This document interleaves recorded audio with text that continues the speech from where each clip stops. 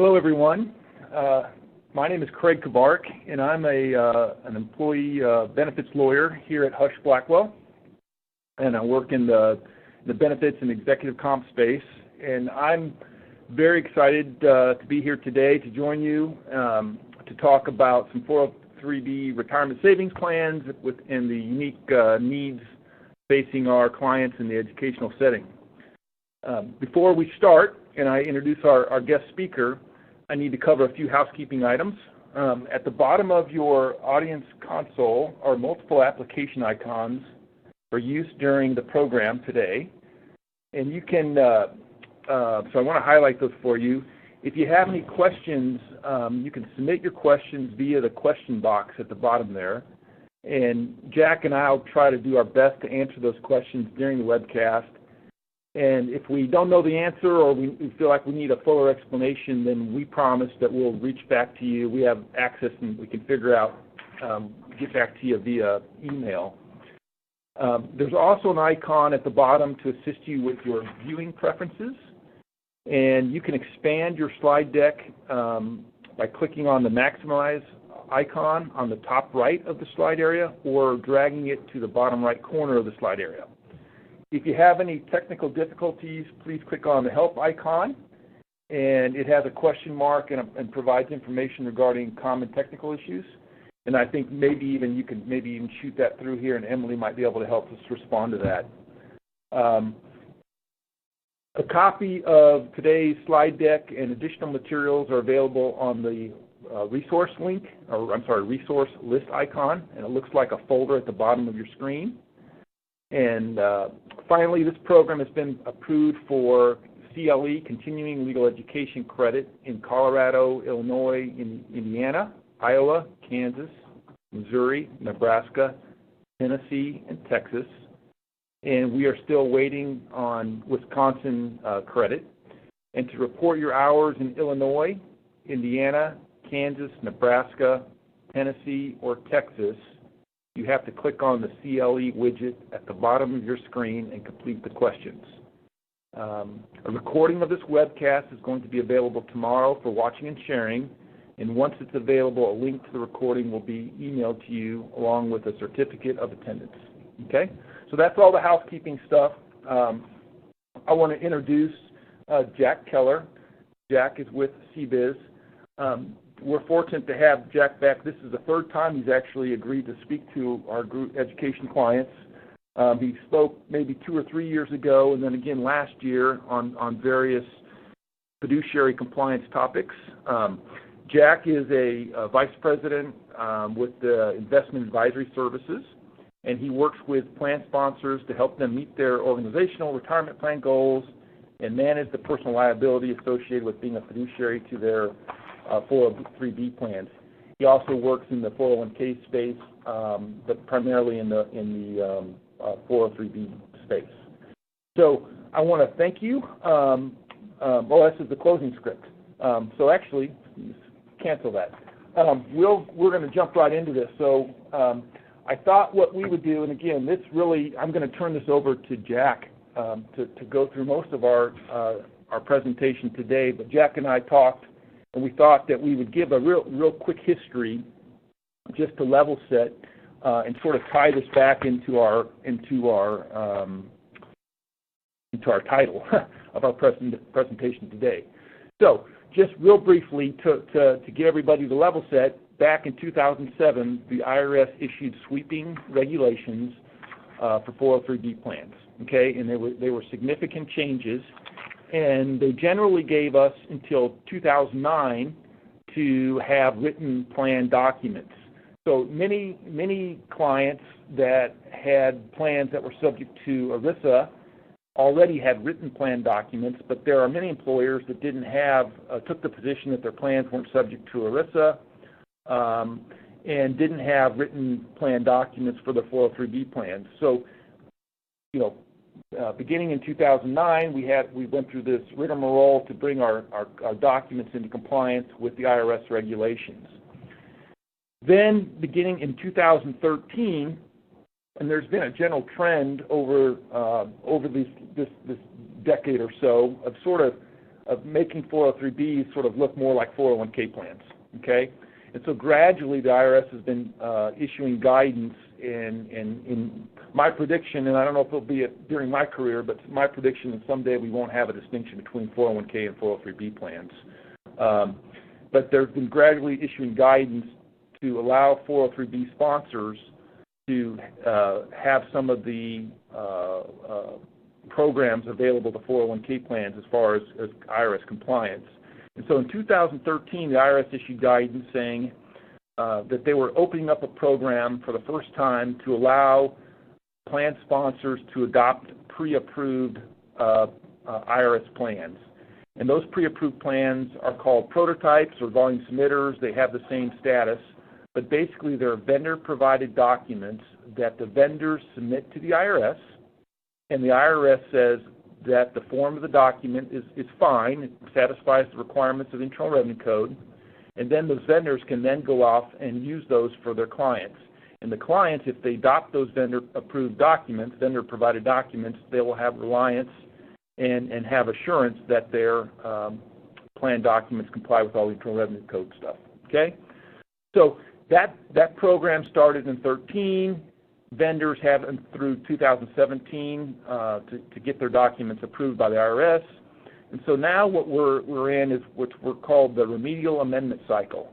And this is a period of time in which plan sponsors can amend their plan documents retroactively to comply with all of the Internal Revenue Code requirements, okay? The end of the remedial amendment period, our cycle, and our last day to do this is March 31st, 2020. And so Jack and I thought this was a timely, a good time to talk about these issues. And again, this is more than just, we want to focus more on just document compliance issues. We want to talk about making sure that your documents are in operational compliance. And then also this is just an excellent time to do just a refresh and look at some of our design, operational issues, fiduciary issues. And so that's our brief history. So Jack, do you want to kick it off? That's great, Craig. Thank you very much. Happy to be here today. Husch Blackwell is a great host, and Craig took all the hard stuff there, talking about the plan documents, so making it easy for me. But here is just really, some of the challenges and issues that 403B plan sponsors are facing today, and this really serves as an outline for the rest of our presentation.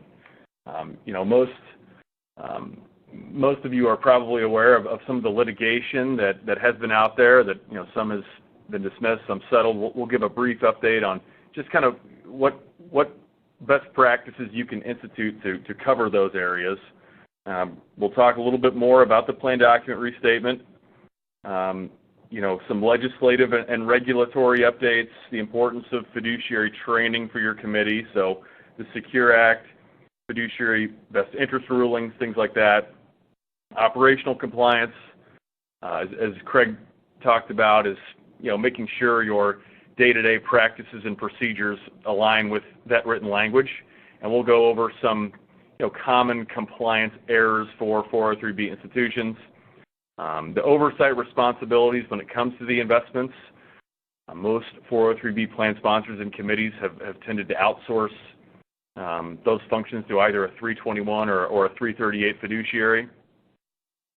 Record keepers in the news. There's been the litigation with TIAA in the past.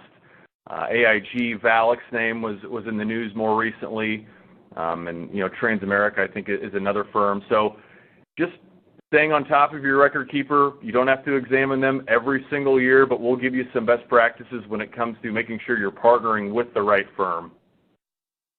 Industry trends and developments, that's probably the most interesting slide.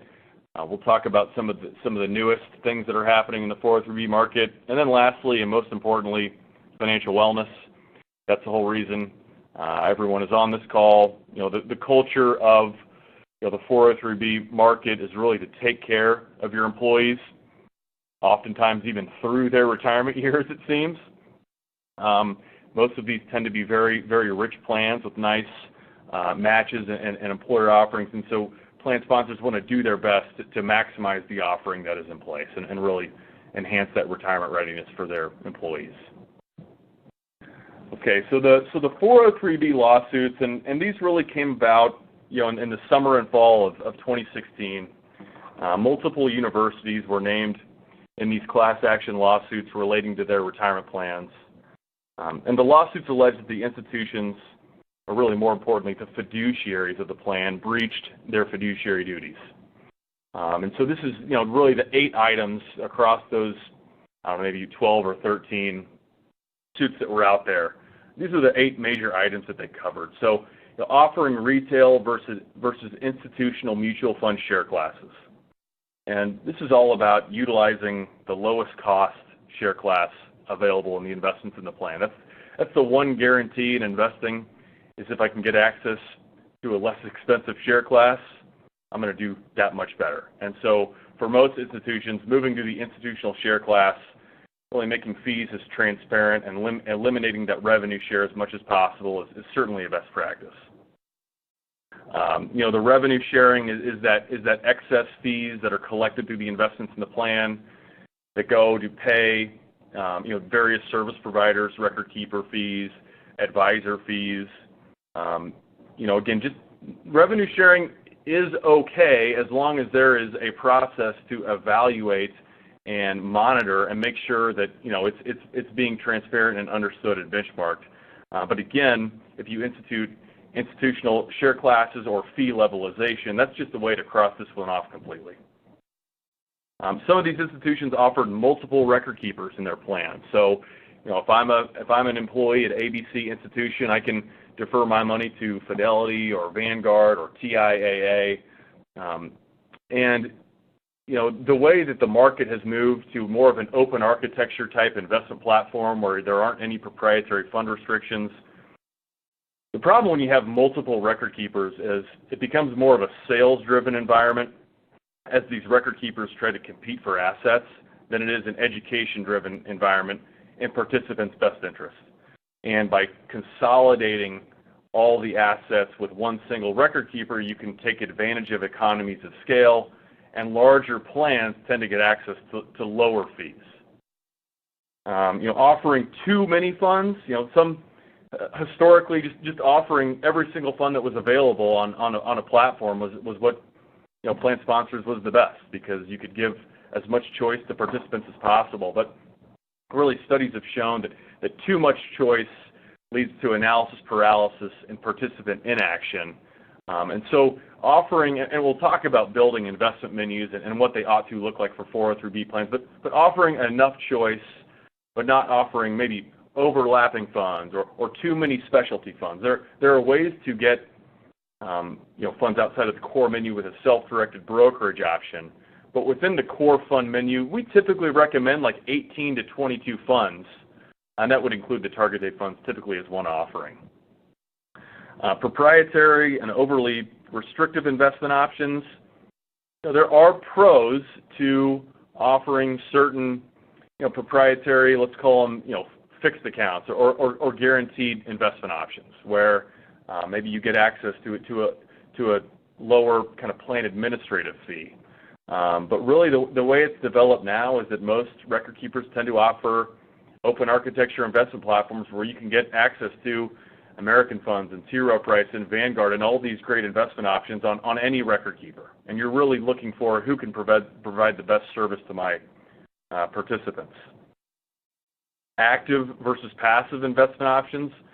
Some of the suits were about not offering low-cost index funds. So we recommend offering a mix of both actively managed funds that are designed to beat the market over time, and then for those investors that want index funds that just want to really low cost, have access to the stock market, offering both. Asset-based record-keeping fees versus per participant fees. Craig and I have these conversations all the time with our clients about which is best for us. And if you look at someone with a smaller account balance versus a larger account balance, different participants benefit in different areas, but there are actually ways to kind of mix these. And But just having a process to evaluate and make sure you understand the fees and benchmark the fees. We'll talk about that here in a minute. And then, a failure to fully disclose the fees. That's why you're sending out your fee disclosures probably about this time every year, and at least once a year, really benchmarking the plan fees with your advisor. So making it transparent. So, the next section is about the document restatement, and I think Craig did a great job of really setting the table of what this is all about. But I think that second section there, about have you considered the following plan design changes. Again, this is a good time to refresh your plan. One thing, if you're not offering Roth, maybe a lot of younger participants tend to like the after-tax Roth option, or it's just another way to diversify your tax strategies to have some money in their pre-tax and have some money in their Roth. So that's just one example. But the eligibility and entry dates. Are folks automatically enrolled into the plan? Do they have to wait a year? What is it like for the employer contribution? Compensation definition, is it all W-2 compensation?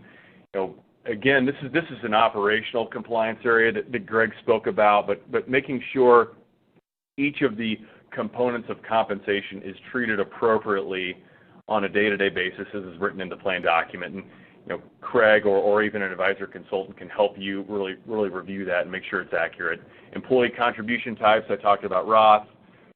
Employer contributions and formulas.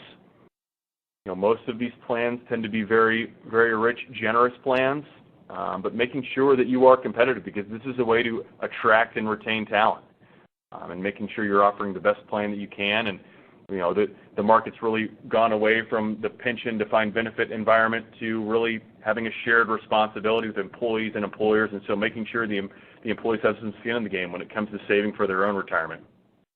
Distributions, hardships, loans. Again, these are just things.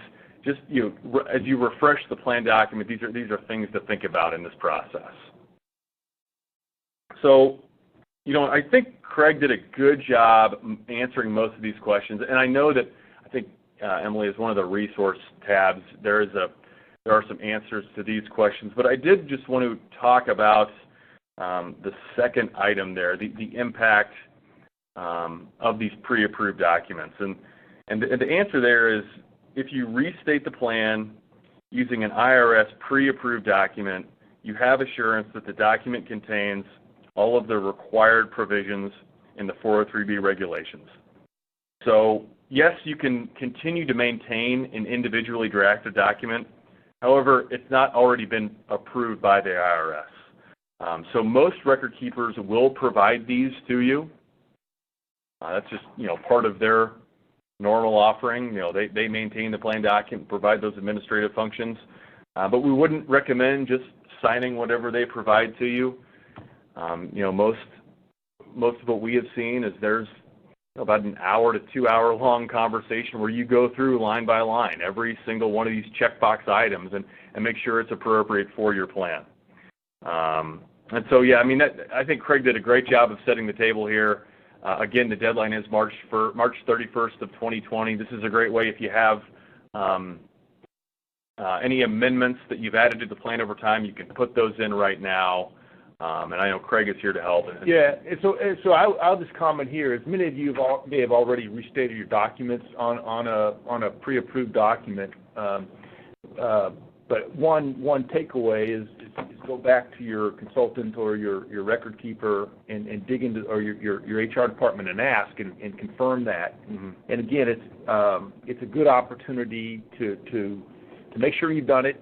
But also absolutely take the time to go through that carefully, because it's very easy. Those documents are sometimes very difficult to read. It's like reading an insurance contract, very difficult to read. But it's worth the effort to make sure that that your operational practice is consistent with your plan document. And if it's not, that's where we run into operational errors. Right. Okay. All right. Trends and developments in the 403B space. I'm just going to go through probably not every one of these, but just give a brief update on really what we're seeing out there in the marketplace. Target date funds. Industry experts predict 75% of new contributions into 403B plans will go into these target date funds by the end of the decade. And so just more and more participants are electing kind of a set it and forget it, do it for me strategy. And the target date space has become really competitive. Historically, if you have a Fidelity plan, you typically have the Fidelity target date funds. And if you have a TIA plan, it's the TIA target date funds. But with this open architecture, you have access to the appropriate manager for your population. And different investment firms have taken different approaches when it comes to managing these target date funds. So really right down the street here, American Century is a great firm, and the approach they have taken is to really minimize volatility in their retirement years. So in their view, they don't want someone retiring in 2008 and then having a 40% drop in the market where these participants really need these savings in retirement. So they have tended to be very conservative in their investments through their retirement years and really minimize that volatility. On the other hand, a firm like TIAA believes your biggest risk in retirement is longevity risk, and that's the risk of outliving your money. And so TIAA's taken an approach to really continue to grow that money through your retirement years. And so depending on where your population fits on that investment profile spectrum, you just want to pick the right target date fund for your people, and having the proprietary option probably isn't a good enough answer. Collective investment trusts, that's a way to really use the group buying power of plans to get access to really low-cost investments. These actually aren't available in 403B plans at the moment. It's something that's really moving into large plans in the 401k space. But Craig and I were talking with the Secure Act that's out now, and maybe some things happening on Capitol Hill that we think this is something that will be talked more about in the next couple of years. Student loans are something that we're hearing more and more about on a daily basis.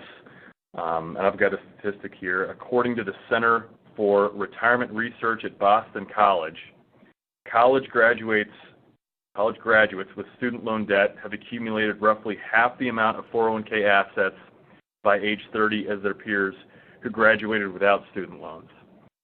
And hopefully most of the sponsors on this call have seen the impact of getting started saving early and how that money can continue to grow, and the impact of compounding over the years. And so there's been a couple of different things on the student loan front. Some of our clients, more on the 401k space, have looked at offering a student loan benefit through their retirement plan, where employee deferrals would go against paying off that student loan, and the employer match would go into the 401k or 403b plan. There's been a private letter ruling out there with Abbott Labs about actually offering this as a totally separate benefit.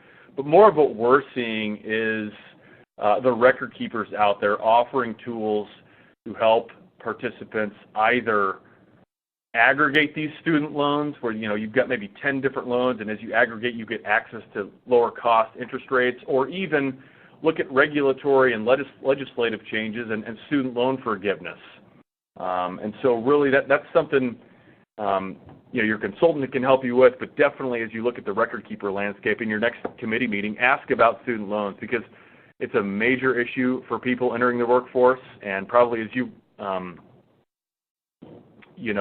recruit talent, that's something that they may be asking about. Taking proactive steps to help plan participants.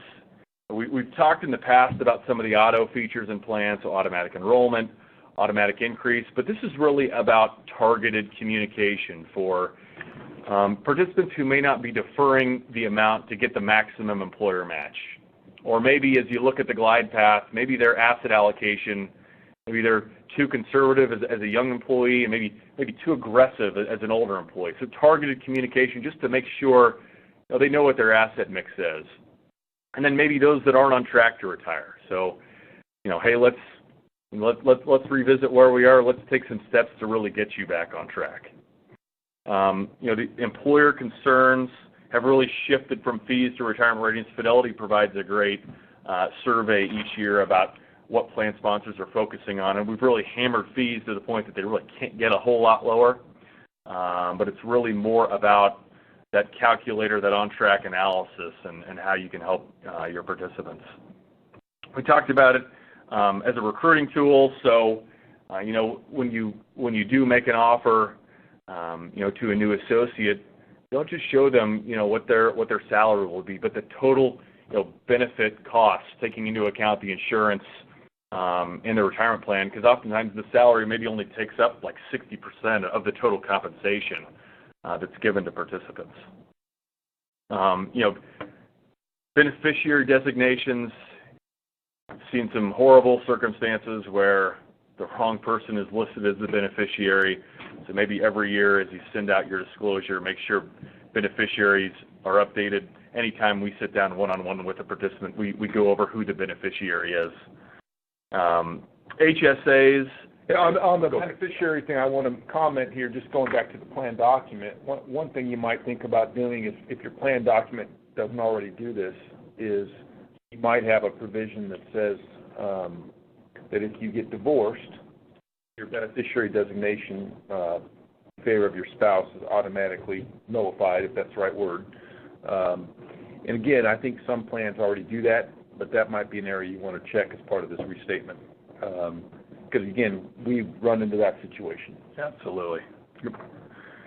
HSAs. This is probably the biggest thing we're seeing right now, and it's a fairly untapped retirement savings strategy today.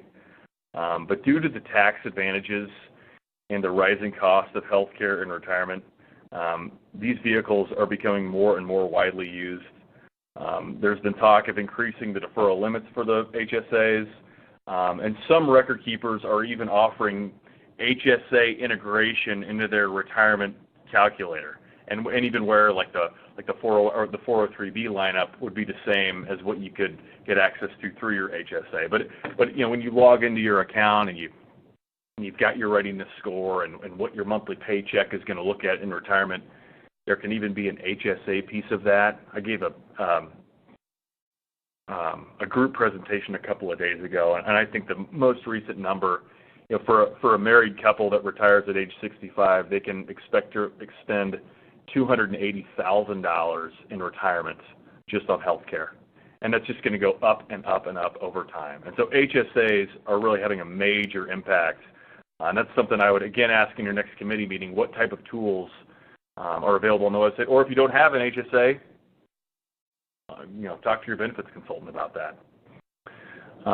SRI, socially responsible investments. This is the ESG, environmental, social, and governance screen.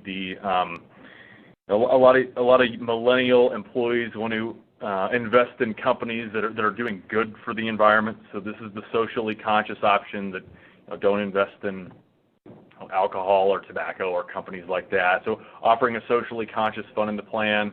And we'll talk later about financial wellness, the importance of that, giving tools to your participants, and really those last two items, cybersecurity. There's something almost every day about hacks getting in there. And so just making sure that there are indemnifications in place, that there are data security measures in place for your vendors, making sure that they have those right processes. And then consortiums and multiple employer plans. These are where really smaller plans can get access to low cost. Haven't seen a ton of movement into these areas. There are, certain inflexibilities, I think, with these, but some plans have looked at group buying power when it comes to becoming part of a multiple employer plan.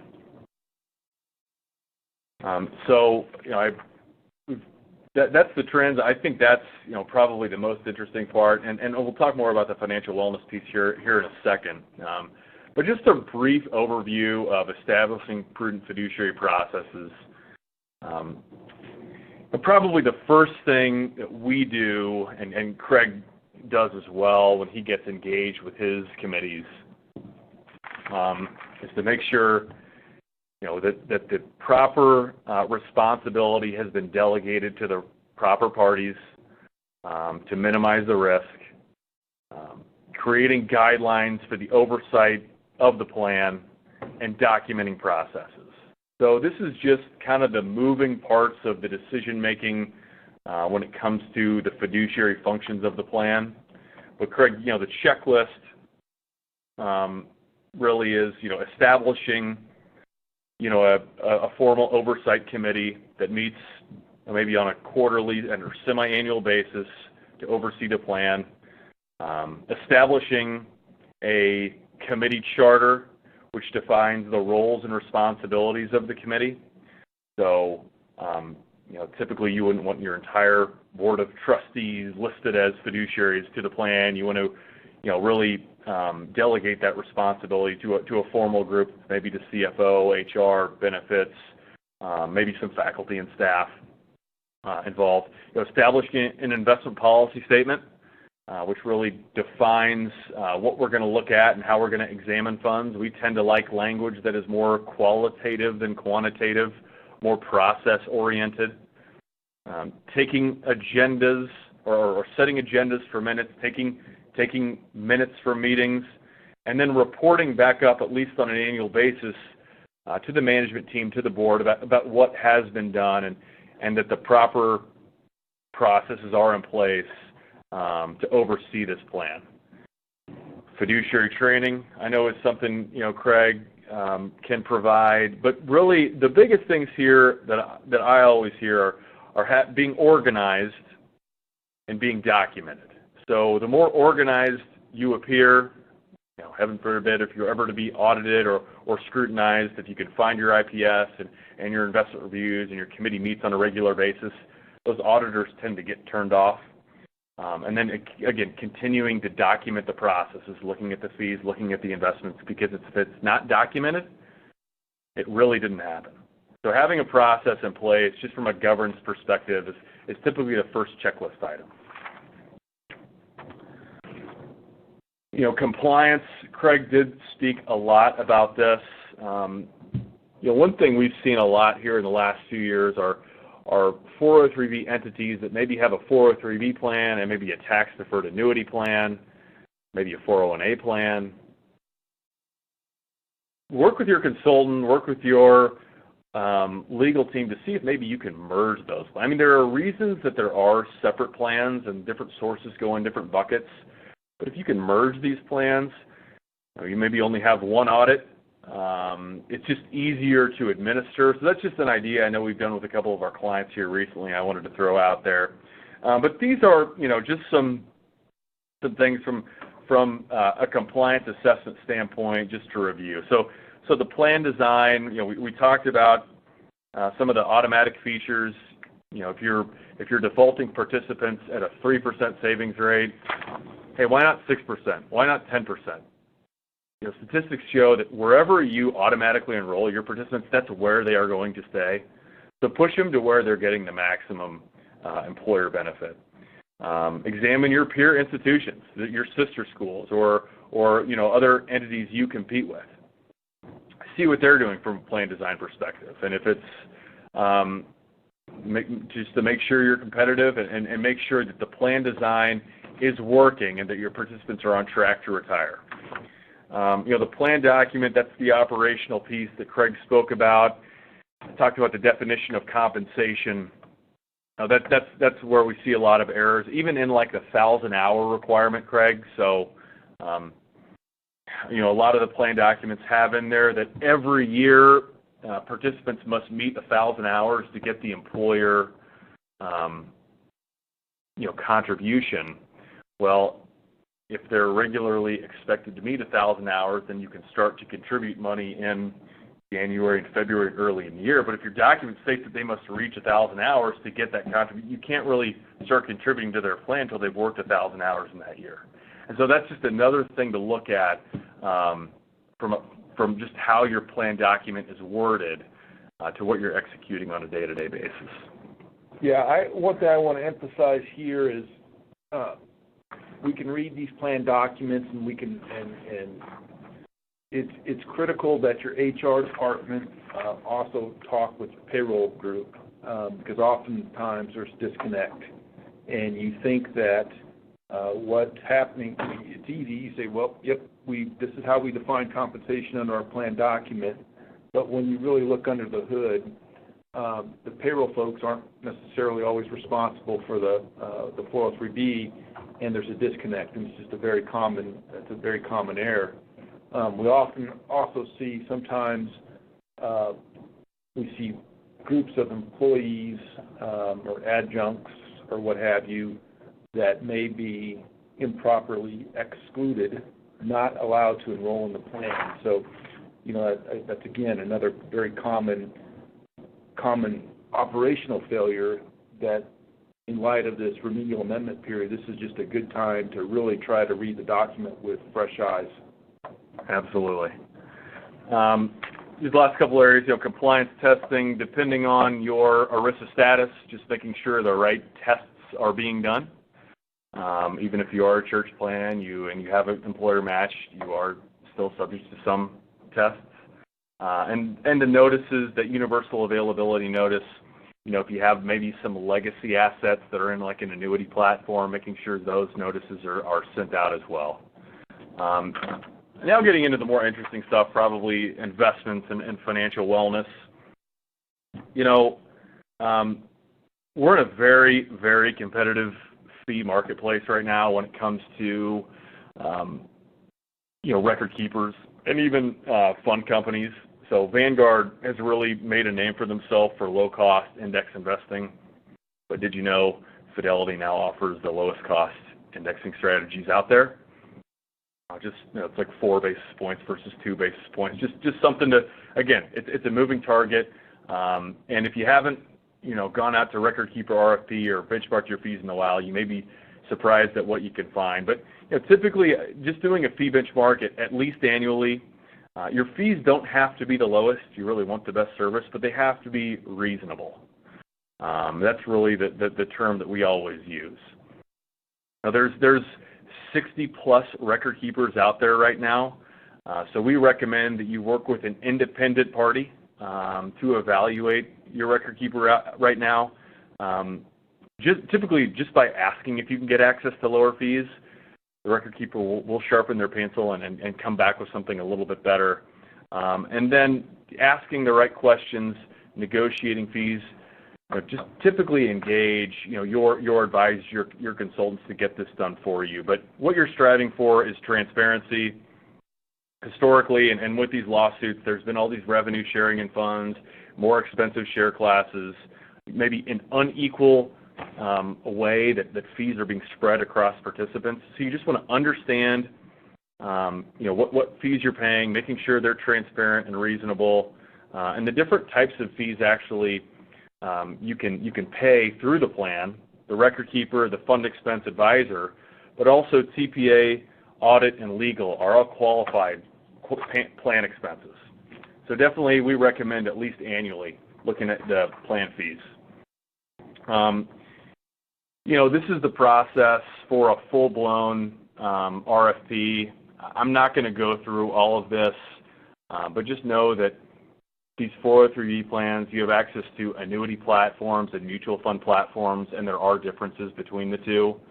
What we have seen is most plan sponsors have tended to go to more of a mutual fund type environment. But there may be some legacy assets in annuities or fixed accounts that are locked up that can't move. Maybe there's like a pension plan that was once around.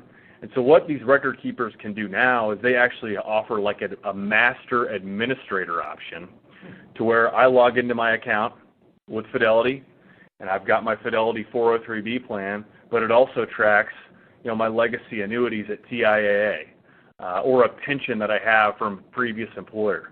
So as I aggregate my total retirement savings, it gives me access, and it's kind of like a mint.com. It helps you aggregate all these things in one place. And that's definitely something we're asking our record keepers is can they link all these out to even like a spouse's account or individual savings IRAs, linking them all up through your website. Is that done through the election of the participant, or is that through contract, that your record keeper contracts with the other legacy vendor? How is that done? Well, it's most of the time to this point, it's up to the participant to put in that data themselves. We're challenging the record keepers and working with plan sponsor committees to understand what else is out there. Because like those legacy annuities on the TI platform, you still have to do the due diligence on those funds. But the way that it works now, and not every record keeper offers it, is they're being asked to track all of those assets. And then, offering advice versus education, what kind of customer service, what tools are out there for participants. It's really just a competitive marketplace right now. The investment piece of it, again, the historical way that the 403 market works is your record keeper, your advisor, and your fund manager were all the same thing, and it's really been broken apart now to engage independent advisors, advisors that act as fiduciaries, either a 321 advisor or a 338 manager. Examining performance relative to the peer group, but also looking at risk-adjusted metrics, Sharpe ratios, how a fund does in a rising market versus how it does in a declining market. Folks that work in the 403B market tend to be a little more conservative by nature, so maybe using some of those funds that protect more on the downside. A best practice is having maybe quarterly reports and maybe semi-annual investment reviews. I talked about those legacy assets that are out there that are still listed on audits that still need to be reviewed as being part of the plan. So even though you can't really do a whole lot about individual annuities that can't be moved, you need to continue to monitor those funds. And Craig, if I do have like a master, and I'm going to name a couple of record keepers here, but if I have a master administrator platform with Fidelity where my new money is going into a Fidelity 403B plan, and I've got these legacy annuities with TIA, and I can see that my Fidelity plan is doing a lot better, and I have lower fees and access to advisors, that's going to incentivize me to move my money from TI to Fidelity that continues to clean up some of these legacy assets that are behind. Just one thing on here right there is that CFIX down on the bottom right. That's the Center for Fiduciary Excellence. I would challenge most plan sponsors out there just to make sure that your advisor is monitored by this Center for Fiduciary Excellence. What that means is it's a checkmark item that that these advisors are okay to engage with the public's trust, that their process is prudent for plan sponsors and plan fiduciaries. Hey Jack, we just got a question. Can you comment briefly on the 338 versus 321? Sure. And that's right here on the right side there, and that's the fiduciary status that advisors take on. In the 321 capacity, it's really a shared responsibility between the advisor and the fiduciary committee, where the advisor does their due diligence, they make their recommendations, they bring them to the committee, but ultimately it's up to the committee to make those changes or implement those recommendations, and that's really a shared fiduciary responsibility. Under a 338 arrangement, the advisor becomes the manager. So, Craig, we provide the same due diligence, same analysis, we make the same recommendations, but we are implementing those changes ourselves. So we become the manager of those assets. And that's really the way for committees to minimize the risk, outsource these fiduciary functions as much as possible. Does that help answer the question, hopefully? Thank you. And this kind of goes back to that checklist items for the lawsuits, but these are really the 4 pillars that we look at when it comes to building participant-directed investment menus. So universal, that's not offering too many specialty funds. This is offering a broad array of mutual funds. They're invested in hundreds or thousands of companies, small cap funds, mid cap value, whatever it may be, but offering a broad array of investments. Choice, that's that active and passive offering. Giving enough choice to participants, but not too much where it paralyzes them. Low cost, we talked about institutional share classes, and then long term. We're in the longest expansionary period in U.S. economic history. A lot of funds have really good 10-year numbers, but how did those funds perform 2008, 2009, and even the fourth quarter of 2018? So examining again how funds perform in rising markets and declining markets. And really the biggest thing we're seeing now is financial wellness, and there's some great statistics on this slide. I mean, pretty alarming. 21% of workers are on track to achieve their income goals in retirement. And here, investing in the individual well-being of your associates can help increase productivity, raise retention rates, and lower healthcare costs. So they're on the right side, or on the left side, I'm sorry. Employer healthcare costs decreased when workers participated in financial wellness programs. Employees who engage in their employer's financial wellness program increase their likelihood of being on track for retirement. And then studies show that an individual's credit score improved by 100 points and their mortality risk declined by over 4%. So this really ties back into your total well-being benefit strategy. The average financially stressed employee spends like 3 to 5 hours per week at work worrying about their finances. They're less productive. They're less present at work. They tend to work longer, which drives up healthcare costs and workers' compensation is claimed. A more seasoned or older employee typically is more expensive than a younger replacement. So these are all reasons to bring in a financial wellness program.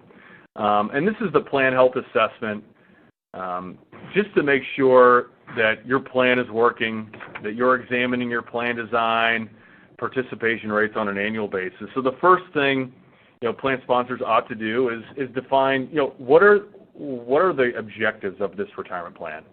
Is it to replace 100% of our employees' income? Is it that every employee can retire by the age of 65? What are your goals? Perform the data on your current plan, so comparing your contribution or your participation rate, deferral rate, looking at the overall diversification of your plan. And then, the industry standard is like 70 to 80% of income replacement. So,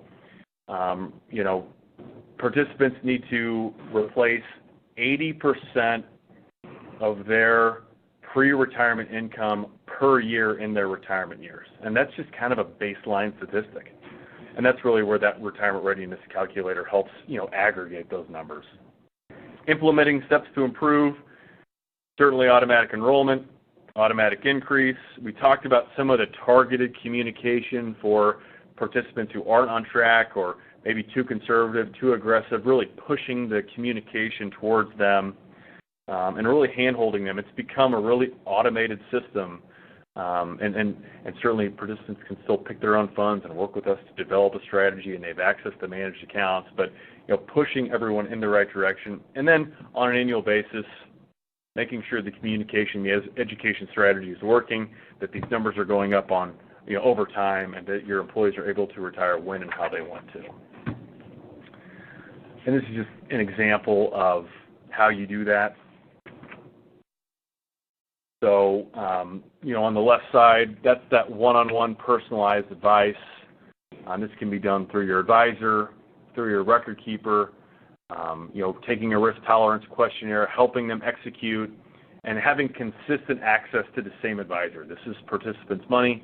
They want to have someone that they trust, so that focused communication. Group presentations, virtual presentations, even on like your shared intranet, putting some financial wellness education on there, having a newsletter that gives economic updates, periodic digital communication, maybe pushing the Roth on your younger associates, or for older folks, making sure they have a strategy when it comes to retirement, making sure the beneficiaries are up to date. And then, on the right side, that targeted communication, looking at external resources, taking like a financial wellness questionnaire. We have one of our own, but most record keepers actually now offer this, where participants can take a personalized financial wellness assessment. It gives them maybe their top 3 stressors, say it's paying down debt or student loans or establishing a will and trust, and giving them that checklist of how to become financially fit, and then having access to CFPs, a helpline, and things like that. So really that targeted communication. And then lastly, just to review, and this is something Craig, has helped us develop, but this is just the action plan for the prudent process. Delegating those roles and responsibilities, establishing a committee, establishing a charter, and maintaining that charter. The investment policy statement, reviewing that at least annually, making sure your advisors, the way they look at funds, performance, risk, and style is consistent with that written language. Performing due diligence on your investments, your providers, your advisor, maintaining compliance with ERISA and updating your plan document, documenting your decisions. Craig always says prudence is found in the process, and to document, and then benchmarking your services and summarizing those minutes and reporting back up that board or reporting back up the ladder to the board about what's happening on an annual basis. Well, thank you, Jack. It's very helpful. We have a few questions that come in, so I'll try to, and maybe Jack, you and I can tackle these together, and I'll try to paraphrase some of these. I guess the first question, Jack, is I think I can combine these. Can you comment on the percentage, just general percentages of your clients that you work with that are using Roth? And I think this next question is sort of similar. Comment on Roth, the prevalence of Roth, auto enrollments, and auto increase features. The Roth, and I wanted to jump back to that 321, 338 question as well, the percentage there. It's something I think we see more on the 401k side. Higher education tends to be a little more parental, and the committees want to, have some say on their employees' behalf. So it's probably more of a 50-50 mix of that 321, 338. The Roth feature, there's really no reason not to use it. It's not 100% just yet, but I think we're getting there. That's my experience too. It doesn't cost anything to add it. Most participants want it. And as long as you mentioned payroll earlier, as long as the payroll provider has the systems in place to work with your record keeper, there's really no reason not to use it. I would agree. The only potential complex issue I see, and I don't think it's really a problem, is with the auto enrollment features. I think in my experience, auto enrollment is almost always pre-tax. I've never seen it where it's Roth. You're right. And so when you have auto escalation, again, there's some issues about if I have made Roth contributions and you're kind of doing a reboot to say anybody that's contributing less than 4%, we're going to automatically reboot effective January 1 to 4%. If I'm doing Roth at 3%, do you increase me by 1% on a pre-tax basis? So there are some complexities associated with that, but I agree with you that Roth is kind of it's a common name that everybody knows what it's referring to. And I also speak to auto enrollment, auto increasing. Well, I'm actually writing that down. Okay, good. Auto enrolling into Roth, because I think that is a great idea, and you're right. It's mostly always pre-tax for that automatic enrollment. I think what I have seen is it's probably 75% of plan sponsors we push it a lot, and so it's maybe a little bit more auto enrollment for auto. How about auto increase? Probably more. It's probably less than half for the auto increase. What we don't want to happen is for an employer to offer a matching program where they match up to 50% up to 6%, and you're defaulting them at 3%. You want to default them at 6%, where they can get that full employer match, because that's just statistics show that's where they are going to stay. And so I think that the automatic increase is going to go up over time. I mean, I really do believe that's going to be stronger, but picking that right number for the automatic enrollment is probably what's most important right now. Another question, Jack, is they're asking what is the Department of Labor's requirement, or what's the law? How often do you have to benchmark your services?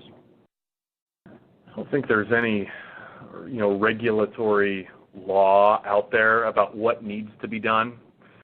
Probably periodically, if I were to look up, what the real word is,